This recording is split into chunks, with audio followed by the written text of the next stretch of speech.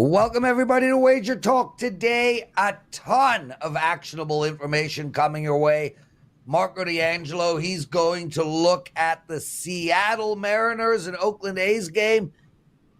He's got a pick for us on the Belmont horse race, and Marco knows his stuff when it comes to horses. Ralph Michales, he's going to take apart tonight's NBA Game 1 as well, Boston and Toronto, and a chart on some MLB situations. And Kyle Anthony will end the show with 2 UFC bets, and both his UFC bets last week won, so make sure to stay with us all the way. Teddy, what is your big game breakdown? Let's give Kyle full credit, because Kyle not only gave us the right sides, he gave us the right way to bet them, turning minuses into pluses with the TKO and all of that. So we'll give Kyle Anthony all kinds of credit for what he gave out free on the show last week. And of course, the guy has won 14 out of 16 UFC cards this year. He's clearly in good current form. My big game breakdown, we're going to talk Dodgers and Pirates. And today, and what bettors learned, we'll get to talk about Jonte Porter's co-conspirators. Info coming out on them as well. So loaded show. Let's get right into it, Lawrence. Marco D'Angelo joining us. Marco, second time this week. What a pleasure for you. Welcome to the show, my friend. How are you? Oh, it's the highlight of my Thursday. It's the best thing that's happened to me so far today. Yeah. It's only 9 a.m. 9:02 a.m. Well, listen, it's all downhill after this. Let's get straight into it, brother. Seattle playing Oakland tonight. You like Seattle minus 140. Tell us why. Yeah, you look at this game, guys, and look at the Seattle Mariners. Here's a team that's won 8 of their last 10 games. They did lose last night, and they lost in a 2-1 pitcher's duel. It's a team that's been playing very well. On the other side of the coin, we've got the Oakland A's, who have lost 7 of their last 11 games. More importantly, and this is the alarming part of it for the A's, if you want to consider betting them in any fashion, which I can't, 9 of their last 11 games, they've scored 3 runs or less. This is a team in a bad scoring slump, and they're going to be facing a starter for the Seattle Mariners who has only had 5 starts on the season, but the Mariners have won all 5 of his starts, mainly due to the fact that he's got an ERA of 1.30 and a whip of 0.57. His strikeout to walk ratio, you know I love to look at that. That means the pitcher has had full command of his pitches, and he's fooling the hitters.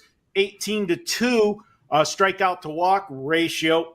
So I look at this one, guys, and there's no sense to overthink it. We've got a hot pitcher versus a team in a scoring slump, and to seal the deal, if that wasn't enough, I've got Seattle 11-0 off a loss to a division rival as a favorite over the last 2 seasons. They lost last night to Oakland.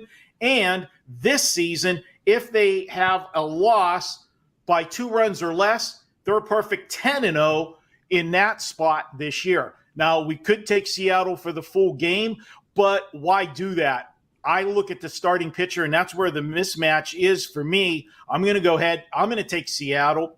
I said we could split it either way. I'm happy going Seattle first 5, but because this guy's pitched so well, because Oakland is not hitting the ball, I am making a full game wager on this one. Got ahead of myself.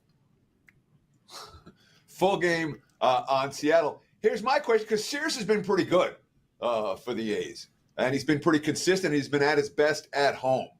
So you're going against one of Oakland's better starting pitchers. Isn't the under the play to make here as opposed to the side? I mean, the A's home record's the same as the Mariners road record. You're laying a premium with Seattle here. Talk to me about side versus total in this one. Yeah, in this one, though, you're right on Sears on the season. Last start, he went 7 innings, gave up 4 runs. You can live with that for sure. But Seattle, I'm looking at it, and when we get to the bullpens, I think Seattle's got the edge as well. I just like the pitching depth here better. And with Oakland not scoring the runs, I can see that. But if Sears doesn't have a good game, I can see Seattle getting this game over the total. Seattle is a team that Yeah, I understand they generally don't score a lot of runs, but you're looking at a total that's a little bit on the low side here. Not a lot of room for error with this one. I'm going to go ahead and take the Seattle, but I can't not like that one, Teddy. I can't argue you out of that play, but I could really see Seattle in this game getting 5 or 6 runs. Marco D'Angelo joining us, everyone. You're watching Wager Talk today. Marco, Eric D thinks Sierra Leone for the Belmont. UC Panda agrees. What is your Belmont selection? Yeah, it's all about Sierra Gold in this one, but I do think that Why there's did going to they be write money to Sierra be made. Leone? Sierra Leone. I'm sorry. There's another horse. Oh, with a I'm the gold one name. correcting you on Sierra horse Gold. racing. Yes. Boom. Yes. Boom. Boom, you got me. Well, let me say this. Sierra Leone is gold, I feel, in this race. How we go that way? This is a horse that going into the Kentucky Derby, guys, I said was the best 3-year-old in the country. And the problem in the Kentucky Derby was going to be that it's a 20-horse field and the horse races from behind. He got beat by a nose, okay? And in that race, came from way back and got into a little bit of a bumper car situation coming down the stretch with the Japan horse Forever Young. Those two horses were battling it out as they were closing down the stretch to try to run down Mystic Dan. If those two horses don't bump into each other, not once, but twice, 3 times in the stretch, either one of those two horses beat Mystic Dan. And Mystic Dan had the absolute perfect trip, never left the rail in the Kentucky Derby. The other factor is Chad Brown, the trainer of Sierra Leone, skipped the Preakness to point to this race. The horse is fresh, had the time off from the first Saturday in May to race in this race, which is the normal spacing for horses. Mystic Dan, who was the winner of the Kentucky Derby, also raced in the Preakness because he was going for the Triple Crown, finished second. So this is going to be his 3rd race in 5 weeks. Now, he is the morning line 9-5 favorite. I will tell you this much. I will be ecstatic if we get that. That returns $5.60 for a $2 wager. And people say, well, that's chalk. Why are you giving me chalk? Hey, we bet teams in baseball, whatever. We'll lay 130 to win 100. I'm laying 100, to bring back plus money here. And I think this horse warrants it. But there are some horses in this race, long shots. Tune in to Pony Pundits so that you can see my complete breakdown of the race, myself and Sean Alvarez with Joe Ranieri. You can check that show out. And, of course, if you do want to buy my Kentucky Derby package on Saturday, which would include, or not the Kentucky Derby, the Belmont, would include all of my sports plays on Saturday as well.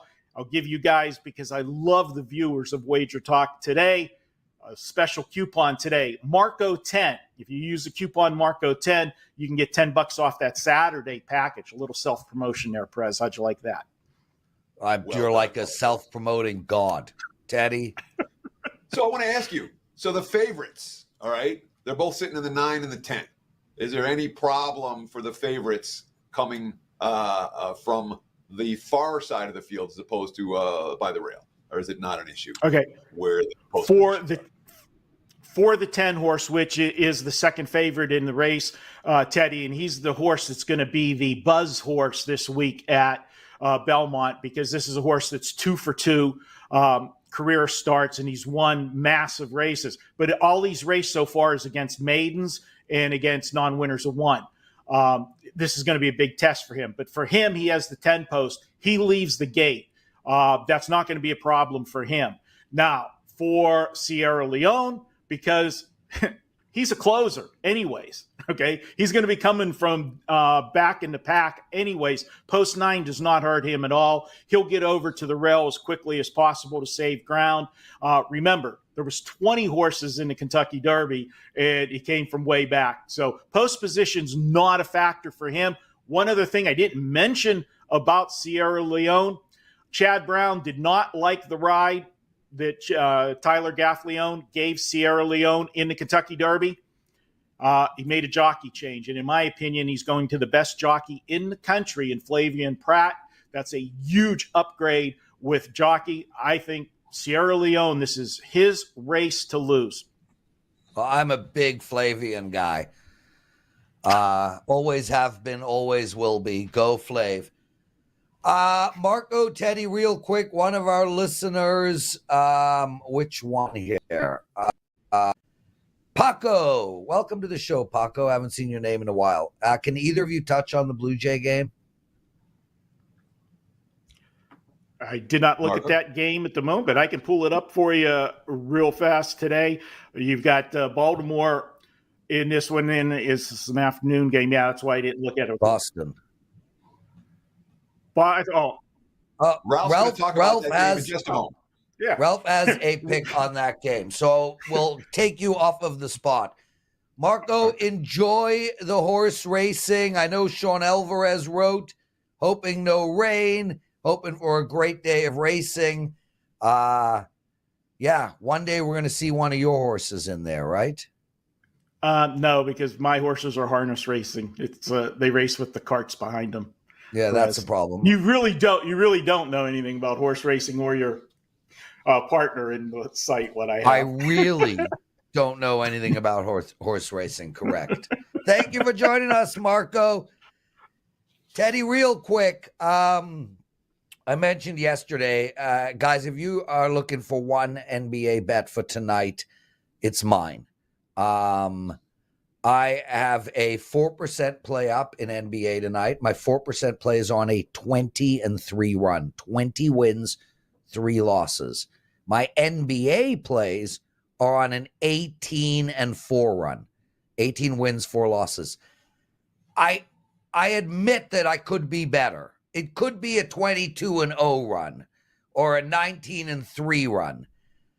So I apologize for the 4 losses in NBA out of my last 22 games. Clearly room for improvement. However, those numbers are outstanding. I'm number 1 in NBA at the website and playoffs this year. I'm up on the season. I made a killing last year.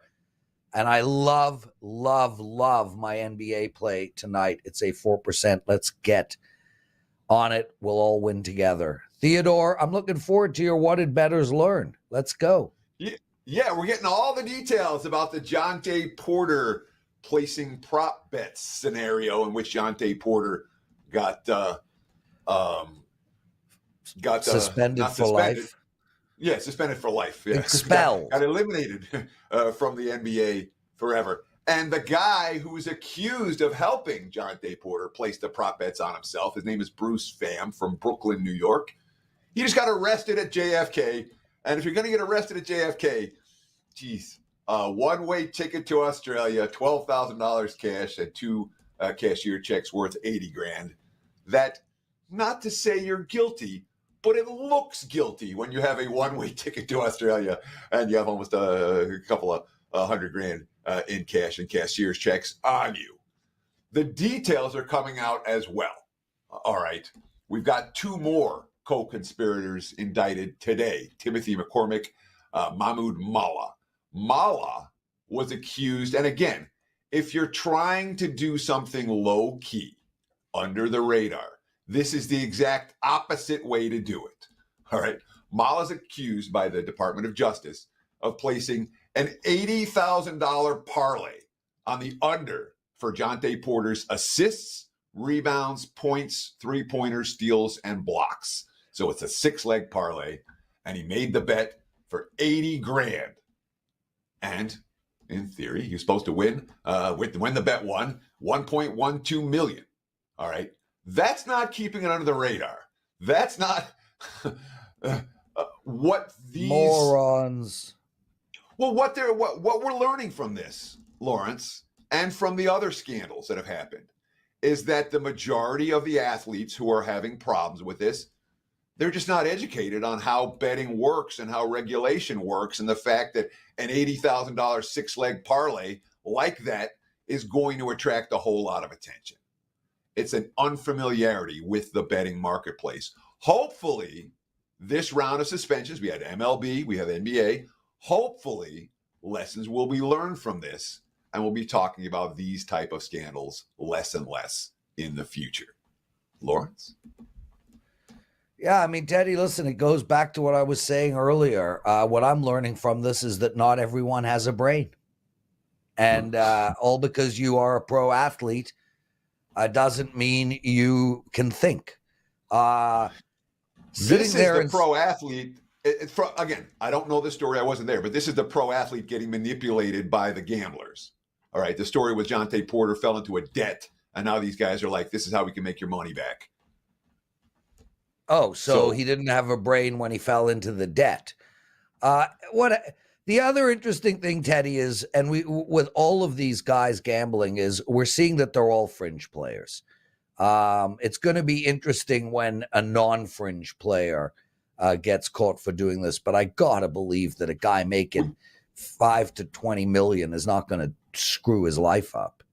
So we've seen the Ohtani situation where a star player was implicated and they were able to throw everything on the other guy, which if you're a star player, you have other guys you can blame everything on. Yeah, I believe Ohtani. I believe that that's how it went down. Sure, but he had a fall guy. Well, I don't know. Ralph, how are you, buddy? Anything to add so far to the show? I'm doing great. I don't know if I believe Ohtani or not because I don't know Japanese. So I don't know, Prez. I give you hats off that you believe Ohtani because when he explained that to you, you understood it. I can count to 10 in Japanese. That's all I got.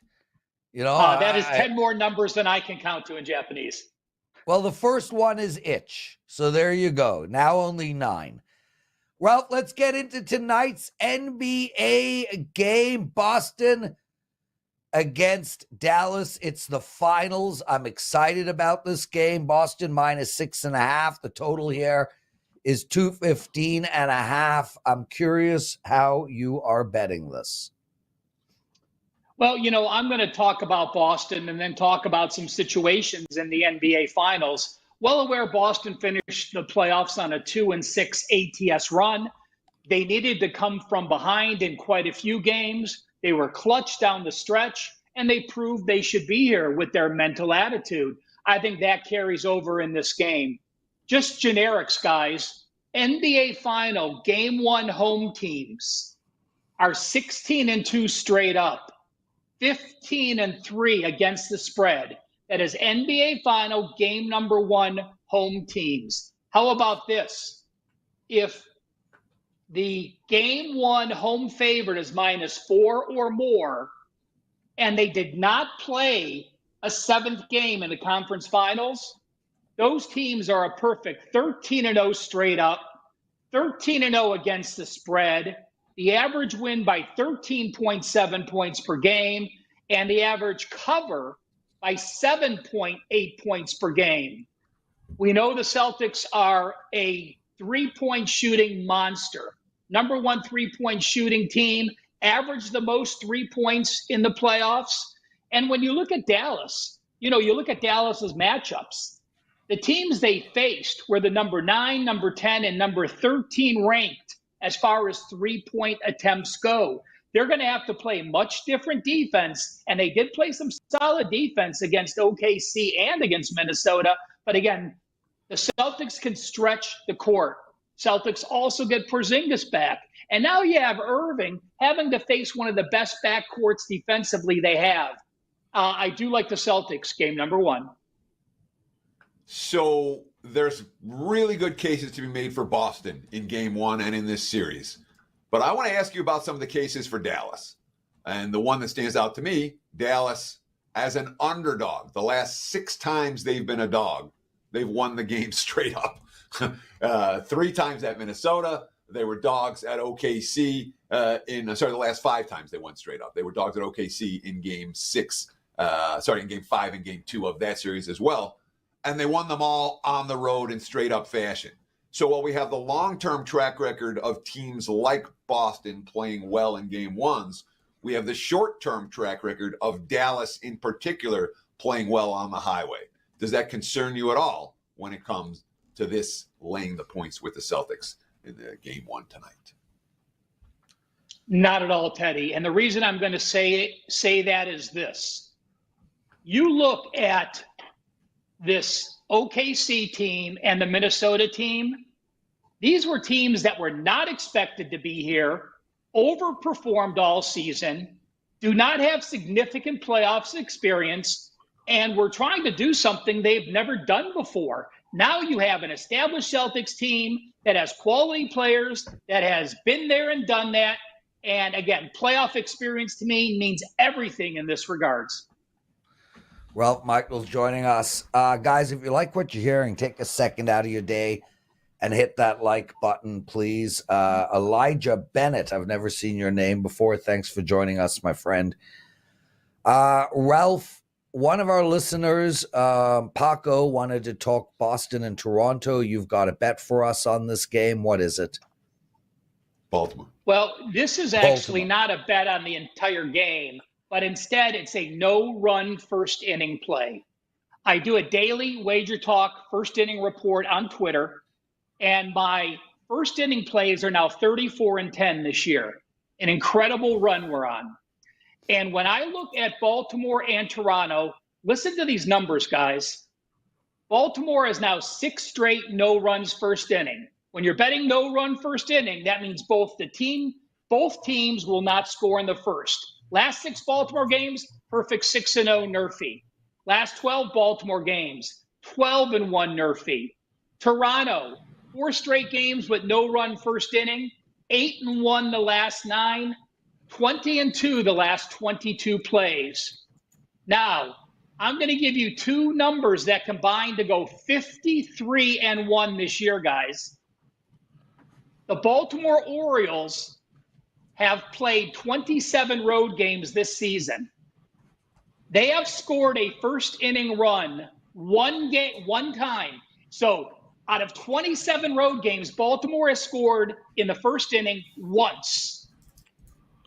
Prez, the last time your Blue Jays scored a run in the first inning was May 4th.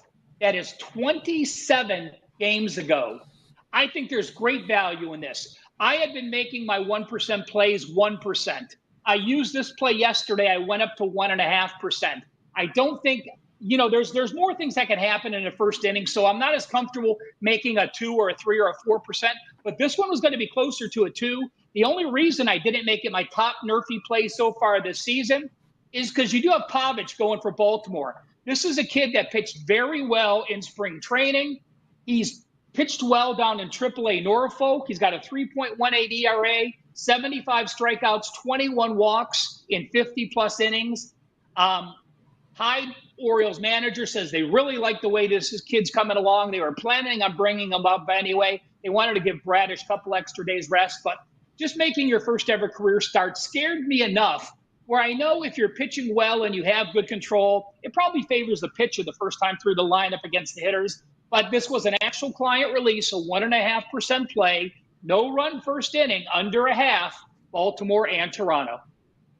Yeah, my follow-up was going to be about what do you do with a guy making his MLB debut, but you answered that question. So we'll move on from the Orioles and the Blue Jays. Worth noting, every sharp dollar in this game that's come over the last hour has come on the Toronto side. They're betting Kikuchi against Povich in his MLB debut. Ralph, you have a chart for us today. Let's see it posted, and let's talk about MLB situations that have that stand out to you. Well, again, I appreciate everyone following me on Twitter at CalSportsLV. A couple guys asked for these things, and Thursday's part of the reason to bring them on because we have a lot of teams with rest. We have teams playing series game number 1s. So the charts are sorted by best to worst. The chart on the left with the blue heading are teams with rest. Now, rest has been, anywhere from 7 games to 11 or 12 games, depending on how many rainouts you had. And then the chart on the right is in series game number 1. So let's look at teams with rest. The best team with rest this year, the Padres, plus 6.8 units. The Phillies are perfect 6-0, but they're plus 6 units. This is sorted by profit. Look at the very bottom, guys. The LA Dodgers playing with a day of rest or more, 4-7 with an average line of minus 202. They are down 10.46 units. in only 11 games playing with rest.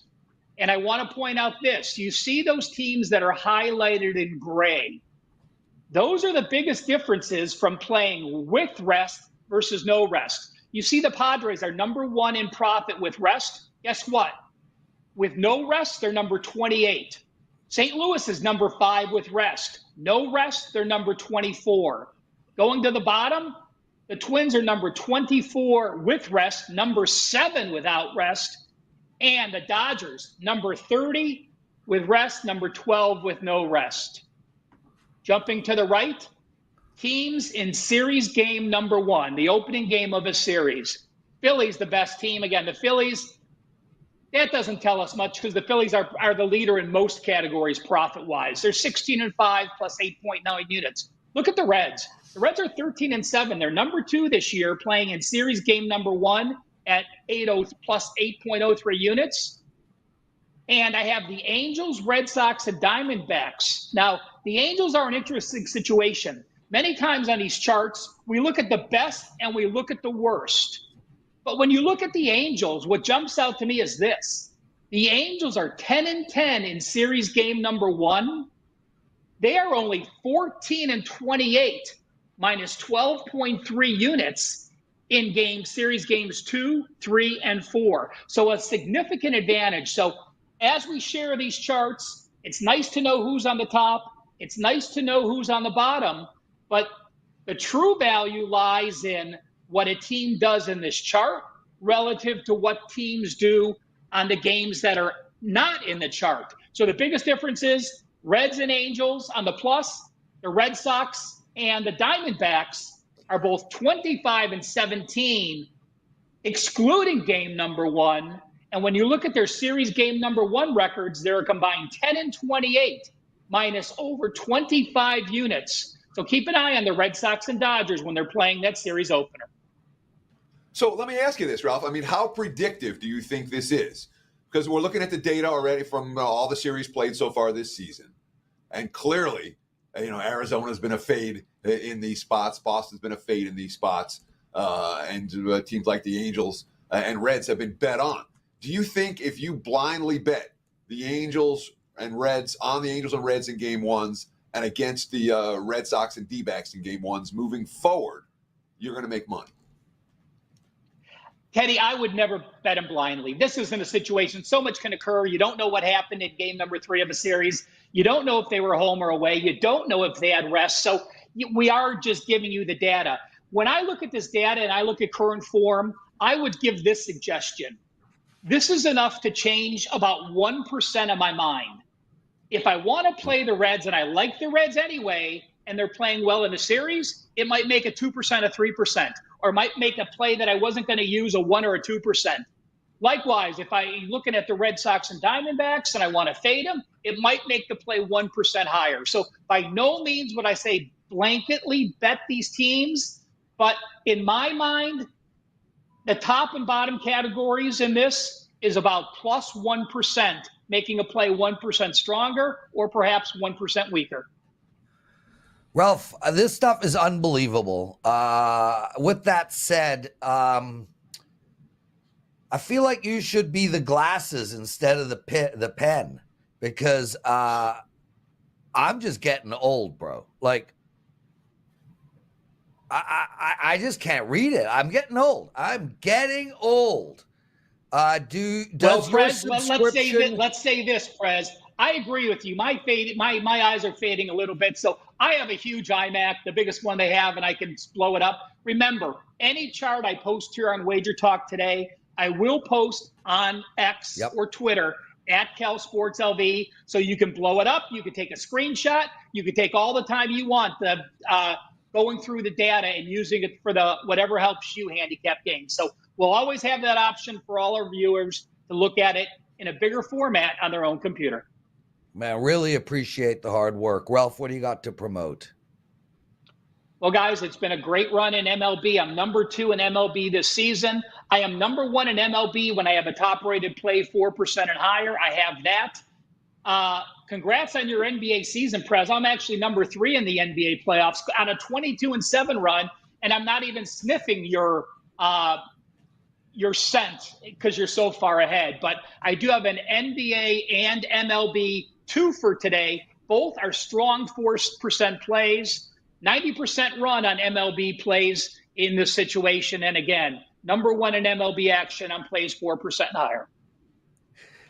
Ralph Michales, awesome stuff. Teddy covers. Let's go straight into your big game breakdown. Big game breakdown for Thursday, June 6th. Let's talk about the LA Dodgers and the Pittsburgh Pirates. Look at the WagerTalk live on screen right now. I'm seeing LA minus 180, minus 185. Total 9 juice to the over / 9.5. And this is a spot where I'm looking to lay the price with the road team. No argument with an over tonight. Obviously, last night's game flew over the total. The Pirates was one of how many games this season have they scored more than 8 runs or more? I wrote it down. I know I can't find it. It was one of a handful of games this season where they've scored 8 runs or more. They have not been the type of team that has consistently put up runs in bunches like they did last night. James Paxton didn't have anything in that second inning, and Pittsburgh was able to take advantage. That being said, today they're going against Walker Buehler. Walker Buehler is a guy who is focused today, 0-2 in his last 2 outings since returning from his second Tommy John surgery. Quote, physically, I probably exceeded where I thought I was going to be, but performance-wise, I feel like bleep. I'm not anywhere close to where I want to be. You think with a layoff like that, you're not going to have the same expectations you always have. When you start tallying these starts, it's kind of put up or shut up time for me, at least mentally. And these last 2 obviously haven't been good enough. Buehler does have a good track record. 3 career starts against the Pirates, 2-0 with a 2.37 ERA. And this is a start we can expect him to bring his A game. On the other side of the equation, Bailey Falter, he's vulnerable today. The Dodgers have absolutely smoked lefties this year. They're 16-7 versus opposing southpaws. They're number 2 in MLB in OPS versus lefties. Only the Orioles are better. I'm not anticipating, and it's worth noting also that the Pirates have used up the majority of their high leverage arms out of the bullpen. I think Pittsburgh's vulnerable today to the Dodger bats. I understand the over money that's coming on this game. No argument with the Dodgers money as well. If you want to lay a 1.5, you can do that as well. LA's going to get theirs. Maybe Dodgers team total. Clearly, there's a fair few wagers to look at in this one, all pointing towards LA. There's your big game breakdown. Back to you, Mr. Prez. Thank you, Theodore Covers. So what do you got going with the clients tonight? Did you figure out a way to bet the NBA game? I thought about it and thought about it and thought about it and thought about it and thought about it so much that I'm like, I'm probably going to pass. And then I thought about it one last time and it just clicked. And I love plays like that. This morning, I put up a play in the NBA for game 1, a side selection. You can get it right now over at wagertalk.com. I am passing in MLB for today. But sometimes, and this happens in the Super Bowls for me as well, sometimes. Initially, you're like, I don't know. I want to think about it. I want to think about it. I want to think about it. And I thought about it. A lot. Probably too much for any one given game. That being said, we're in action tonight, locked and loaded. You can check it out, wt.buzz/TC. There we go. And my play and Teddy's play are nowhere near the same play or the opposite play. So grab them both. Teddy, let's bring in Kyle freaking Anthony.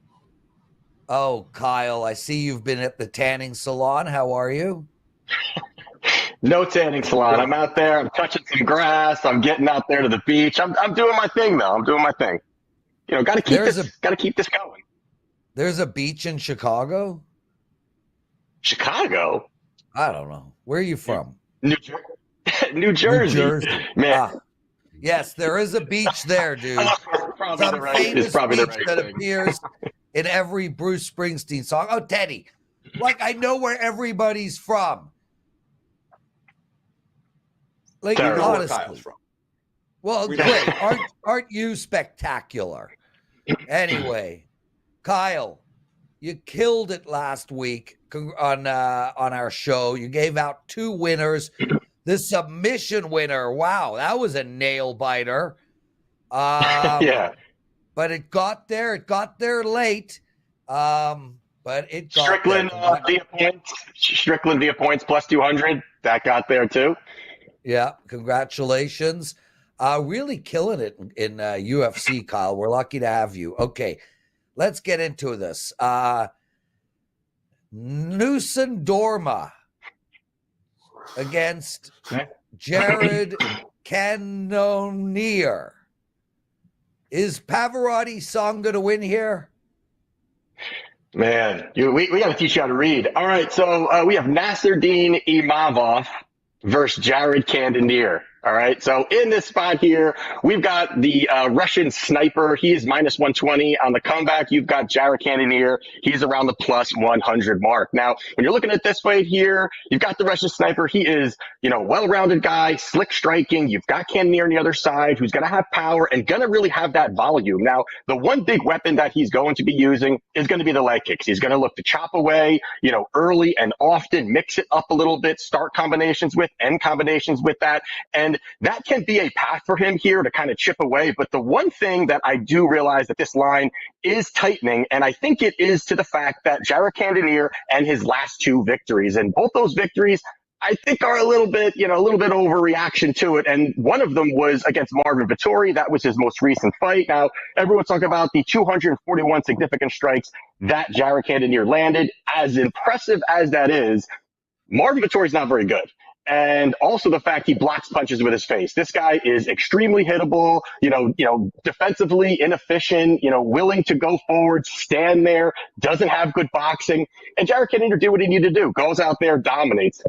Even the fight before against Sean Strickland, this was another fight where Strickland stands in front of you, moves forward, throws volume. And even though Strickland ended up landing more shots, they did give the split decision to Jared Cannonier in that spot. But stylistically, I really think that this really favors Imavov in almost all areas. And it's really going to be that he can look to get some takedowns if he needs to, change it up, change the levels a little bit there. But his striking, he's very confident on the feet, switches stances very smoothly, and really disguises a lot of the really combinations that he does throw out there. And the big issue here is the fact that, there's two things really, and it's really the footwork of Imavov and the distance management. And that's something that we have seen Cannonier struggle with. And the two losses that he has recently is against Adesanya and Robert Whittaker. And both of these guys, move around, don't stand in place. Don't just stand there like you're going to see somebody like, Vettori and Strickland do, stand in place. They're going to move. They're going to work at range. I think that's how Imavov finds a lot of success here, works at range, mixes it up. And plus, lastly, you've got Cannonier. He's 40 years old. There's got to be a point where he comes, there's a decline. You've got Imavov, who's 28, 12-year age gap here. So I don't agree with this line movement. I do like Imavov here. I think it's a good spot at minus 120. I think he gets the job done. So, total here, 4.5 juice to the over. This fight's going to the cards, one would expect. And it's basically a pick'em fight, minus 120, minus 125. How many main event championships do we see like this? This to me feels very rare, where it's a pick'em fight with a total of 4.5 that the judges are likely to decide the victor. Is this normal? Is this relatively rare? Am I just not used to seeing this? Talk to me about that, Kyle. Well, I think it more has to do with just the style that both of these guys fight and kind of what they've done over the last few fights, where they are kind of pitter-patter shots. Yes, you've got someone like Cannonier who's going to throw heavy, who's going to bring heavy shots, who's going to move forward, but he's not this knockout artist that everybody kind of puts him up to be. He's a volume guy, he can move forward, and that's kind of Imavov too, where he can kind of pitter-patter shots. So I do lean towards the over, but I also think that there's opportunity here where both of these guys have openly talked about saying, I got to put a stamp on this fight, and obviously it's talk. You can't put too much, into that, but they've both talked about that. They've both said they want to put a stamp on it. They both said they want to, really kind of get their name into that title contention. So, pitter patter shots, I don't really see that happening. But again, at 40 years old, I think there's going to be problems there. I think it was an ACL surgery recently he had at 40. I don't know about the recovery time there. So I just think a lot of things are really pointing towards Imavov, and I'm not as big on the total in this one. Kyle Anthony, awesome stuff. Dan, Teddy asked on Slack, you've been giggling off air for 15 minutes. Why? Well, we can't tell you. It's private. Anyway, I mean, literally giggling, dude. You looked high. You're like, tee. I thought your edibles had kicked in. So I've never done the show high, Teddy, but I'm game. Good. I'm game to do it. Like, do you I'm want sure to pick you a are. day the two of us will get high before the show? No, I don't want to get high at 9 a.m. and try to talk about sports, dude. It's not my MO. It's going to be for a very short day for me. Okay, fair enough. Okay, so Kyle Anthony. Julian Marquez. It might be Julian Marquez versus Zach Reese. Nice. Tell us how Way to to go, bet Prez. this Way to one. go.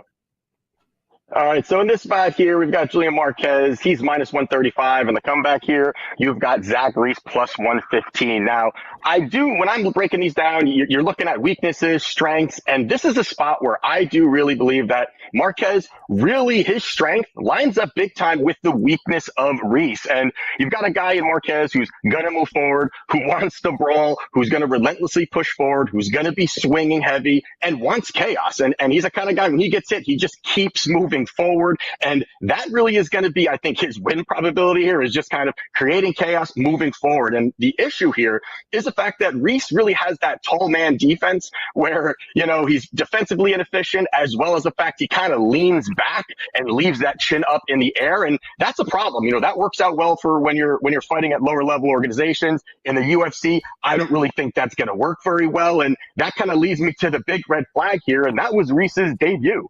His last fight, comes into the UFC and he ends up, he ends up having, a fight against Cody Brundage. And in that fight with Brundage, Brundage is a guy that is a journeyman fighter, not very good, and goes out there within the first 2 minutes, drops Reese, and then ends up, when Reese is looking for submission, slams Reese, knocks him out. And yes, that the knockout part of it is a little fluky, but the fact that Cody Brundage, who is a wrestler, doesn't have striking, drops you, I think is a terrible showing overall. And then also the fact that Marquez, when he moves forward, he throws these big hooks, and Reese is going to have that 5-inch reach advantage. I think he's going to struggle cutting that. I think he is going to cut that distance, and he's going to struggle keeping Marquez outside because I don't think his power is really there. I think that he could really kind of move forward, swing, and really keep Reese off balance, and that's going to be the key. And then lastly, you got to look at strength of schedule here. I mean, Marquez, it's not like he has beaten some world beaters by any means. He's 4-3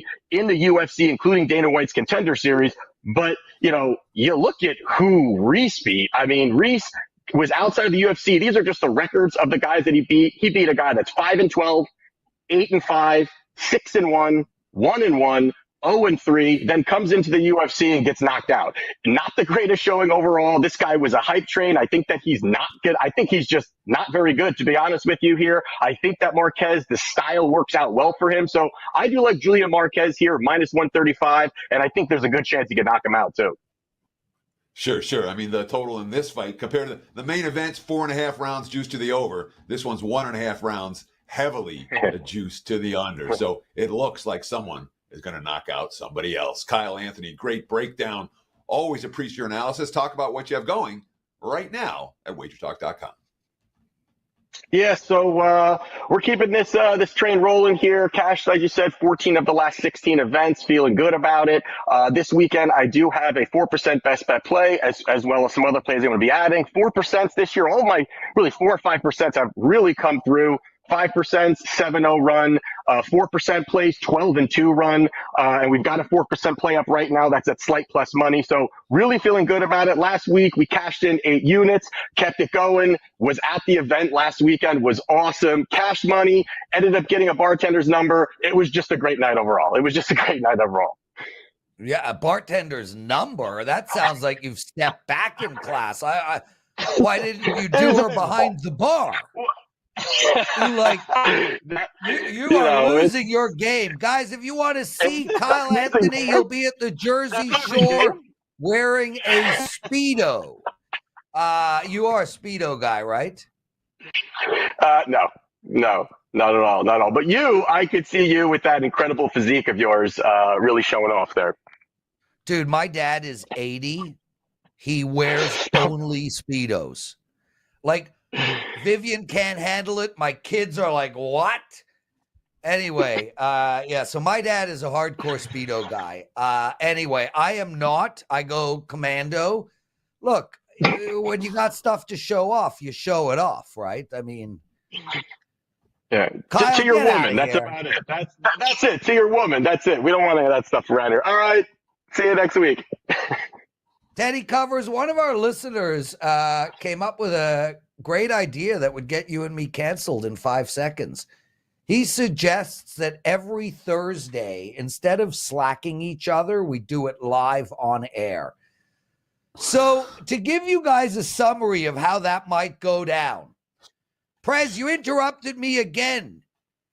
Teddy, F off. Prez, you're pissing me off. Teddy, F off. On and on and on. I mean, oh my God. It would be a classic. I mean, sometimes it's good. Sometimes we're like, hey, great segment. I think we did that once back in 76. But it would be quite an event, us talking on Slack live. Yes, it would. Nonetheless, too many swear words, not enough positive content. And the goal of the show is not to have me and Prez argue. It's something we do. The goal of the show is to give you guys solid, actionable information every single day. WagerTalk Today, a source you can count on. That's going to wrap it for the Thursday edition. We'll do it again tomorrow. Prez won't be here, so I get to fight with Steve Merrill instead. Hopefully you'll join us. Between now and then, enjoy the games and best of luck with all your bets.